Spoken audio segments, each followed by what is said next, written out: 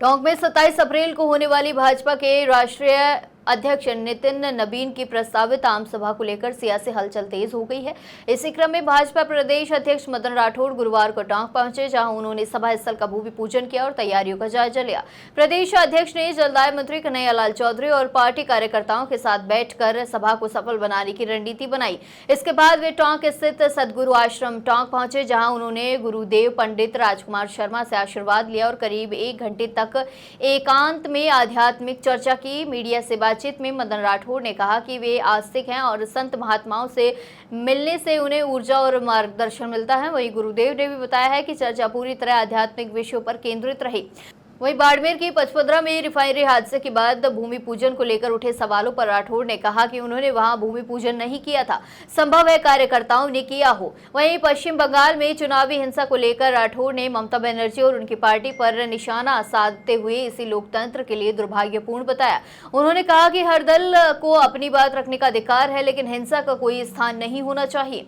महिला आरक्षण बिल पर उन्होंने कहा कि भाजपा महिलाओं की राजनीति भागीदारी बढ़ाने के लिए प्रतिबद्ध है, जबकि कांग्रेस, टीएमसी और अन्य दल महिलाओं को साइलेंट वोटर मानते हैं। वहीं टोंक में सभा को लेकर उन्होंने कहा कि आयोजन संगठन को मजबूत करने के उद्देश्य से किया जा रहा है। साथ ही सचिन पायलट के क्षेत्र में सभा को लेकर उन्होंने कहा कि व्यक्ति अच्छा हो सकता है, लेकिन यदि पार्टी की नीतियां गलत हों तो उसका असर जो है छवि पर पड़ता है। वहीं टोंक पहुंचने पर भाजपा कार्यकर्ताओं ने मदन राठौड़ का 51 किलो की माला पहनाकर भव्य स्वागत भी किया।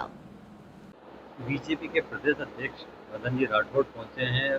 उनका ये कहना है कि एक सार्थक चर्चा हुई। किस तरह की चर्चा हुई?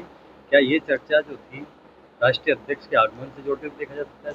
नहीं, देखिए, राजनीति में धर्म होना चाहिए, धर्म में राजनीति नहीं होनी चाहिए। मदन राठौड़ जी आए, उन्होंने जो है केवल इन्हीं विषयों पर चर्चा की कि आध्यात्मिक शक्तियों के माध्यम से, पारमार्थिक व्यवस्थाओं के माध्यम से हम जो है कैसे सर्वे भवन्तु सुखिनः सर्वे सन्तु निरामया इस सूत्र को पूरे भारत में स्थापित कर सकते हैं। माँ भारती को परम वैभव तक ले जाने में हमें और क्या करना चाहिए, ऐसा मार्गदर्शन उन्होंने अध्यात्म से संबंधित इदम राष्ट्राय स्वाहा, राष्ट्र धर्म के निर्वहन में हमें और क्या करना चाहिए, कोई हम क्या कर सकते हैं आध्यात्मिक रूप से, केवल यही मार्गदर्शन लिया।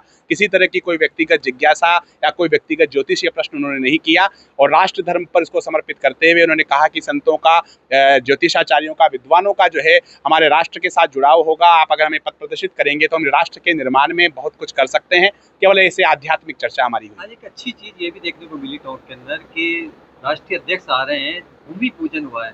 भूमि पूजन का किस तरह का महत्व होता है किसी भी आयोजन में? देखिए, धर्मो रक्षति रक्षितः, जो धर्म की रक्षा करता है धर्म उसकी रक्षा करता है। हमारी सनातन वैदिक संस्कृति जो है वो जो है धर्म के माध्यम से किसी भी कार्य का प्रारंभ हम मंगलाचरण के माध्यम से, वैदिक सूत्रों के माध्यम से करते हैं, शास्त्रानुसार करते हैं। तो आप मान के चलिए कि वो कार्य अपनी पूर्णता की ओर जाता है।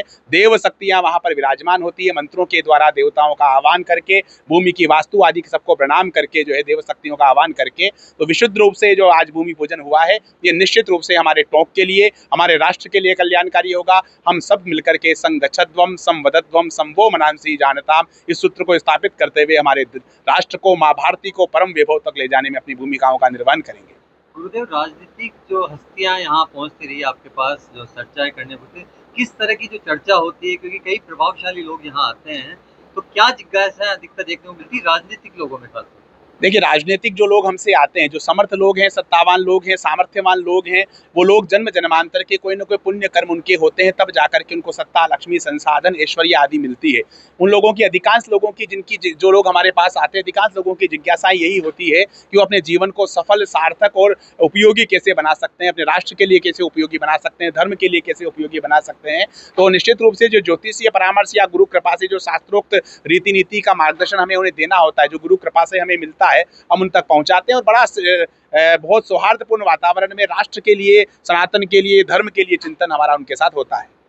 राष्ट्रीय अध्यक्ष जी का कार्यक्रम है, आज भूमि पूजन भी रहा है। किस तरह की एक बड़ी सभा की उम्मीद है, क्योंकि पहली सभा है राष्ट्रीय अध्यक्ष की राजस्थान? हाँ, राजस्थान में पहली बार आ रहे हैं, ये बात सही है। कार्यकर्ताओं में उत्साह बहुत है, मुझे लगता है बहुत शानदार सभा होगी। लगभग 20,000 से अधिक कार्यकर्ता आएंगे उसमें। कोर कमेटी की बैठक भी है जयपुर के अंदर? वो जयपुर में है, वो हमारी होती है, ये प्रक्रिया है।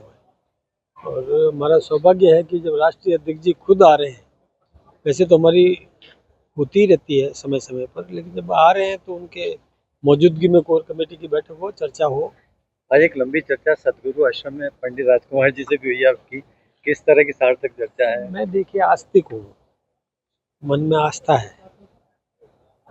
कहीं भी ऐसी विभूतियाँ मिलती है तो थोड़ी सत्संग करते हैं, साथ में बैठते हैं, तो कुछ प्रेरणा मिलती है, आशीर्वाद मिलता है, आत्मविश्वास बढ़ता है, इसलिए हम आस्था रखते हैं। कोई खास चर्चा हुई हो सभा को लेकर भी हुई? सभा के बारे में क्योंकि तो आज एक्चुअली भूमि पूजन जो है कार्यकर्ता ना, ये खास तौर हाँ, से जो है भूमि बहुत पूजन लंबे समय हुआ बाद ये देखने को मिला और है कि दिन भूमि भी पूजन अच्छा है। मतलब सप्तमी अष्टमी का मेल है तो अच्छा माना जाता है, इसलिए ठीक रहा, अच्छा रहा। 15 में भूमि पूजन नहीं हो पाया था, एक रिफाइनरी में ऐसा हादसा हुआ, तो कहीं ऐसा नहीं वहां से सबक लिया हो? वहाँ मैंने नहीं किया था भूमि पूजन, वहाँ के कार्यकर्ताओं ने किया होगा, मुझे नहीं जानकारी, लेकिन हम आस्था में विश्वास करते हैं। गुरुजी ने कुछ आशीर्वाद दिया?